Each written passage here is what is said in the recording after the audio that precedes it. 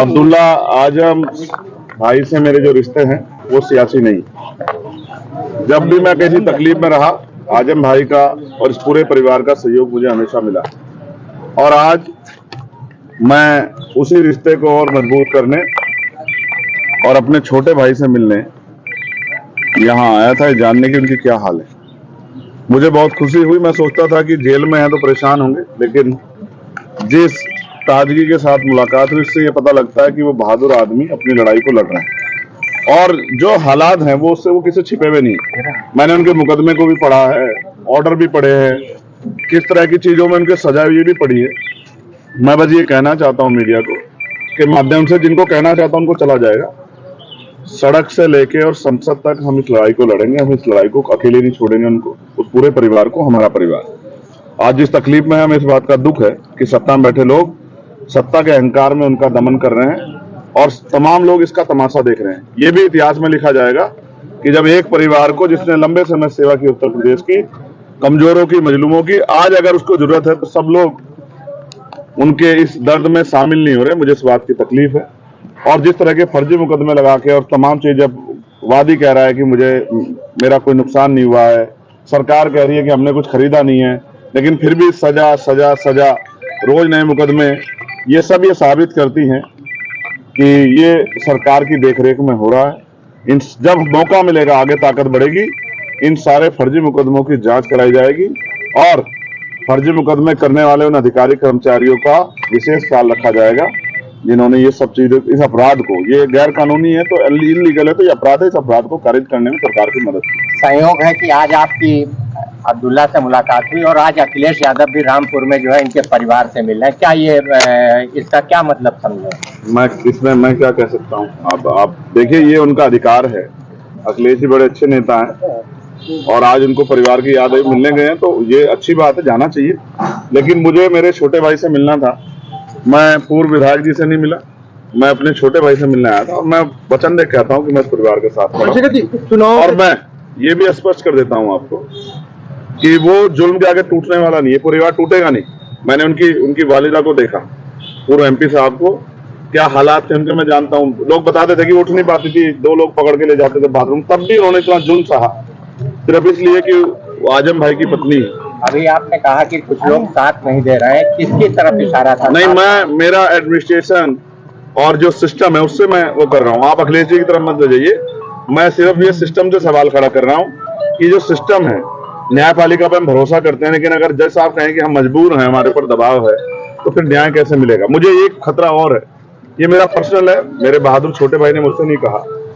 जिस तरह से पिछली कई घटनाएं हुई है, मैं उनकी जान की सलामती की प्रार्थना करता हूँ और मैं सरकार से कहता हूँ कि ठीक है, आपके विरोध, अंतर विरोध हो सकते हैं, वैचारिक विरोध हो सकते हैं, राजनीतिक विरोध हो सकते हैं, लेकिन मैं चेतावनी के तौर पर कहना चाहता हूँ कि अगर कोई इस तरह का षड्यंत्र या साजिश करने की कोशिश की गई तो हम और हमारी पार्टी के लोग बिल्कुल चुप नहीं रहेंगे, ईंट से ईंट सरकार की बजा देंगे। ये चेतावनी में सरकार को देना चाहता हूँ। अब्दुल्ला से आज आपकी मुलाकात हुई। पहले भी कई जगह पे ऐसा देखने को मिला, हमीरपुर और तमाम जगहों से खबरें आई, समाजवादी पार्टी से लोग टूटकर आपकी पार्टी में आए हैं, तो कहीं ना कहीं ये भी कहा जा रहा है कि तोड़ने का काम कर आप इसे राजनीतिक मुलाकात बनाना चाहते हैं, जबकि मैं फिर आपसे समझना चाहते हैं, सिर्फ समझना। मैंने समझाया आपको कि आज वो बुरे दौर में, तकलीफ में, आज एक भाई होने के नाते, मेरे बड़ा भाई होने के नाते मेरी जिम्मेदारी बनती है कि मैं अपने छोटे भाई के साथ खड़ा हूं। और वो मेरे बड़े भाई, उनके जो वालिद साहब आजम साहब, वो मेरे बड़े भाई।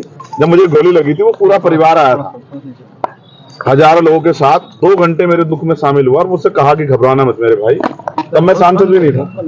तो जिन्होंने मेरे बुरे शब्द में एक इंच, जो 1 कदम मेरे लिए चला है, मैं उनके लिए 100 कदम चला। अच्छा सर, इसका संदेश तो जाएगा ही, भले आपकी निजी मुलाकात है दलित मुस्लिम पर, ये चूंकि चुनाव भी इसमें, ऐसे में संदेश तो जाएगा। ये आप जाति के आधार पर जोड़ रहे हैं? ये नहीं, जाति के आधार पे नहीं, ये संदेश तो चला ही जाएगा। आप इसके ये क्यों नहीं कहते कि एक परेशान साथी के साथ एक परेशान साथी खड़ा हुआ?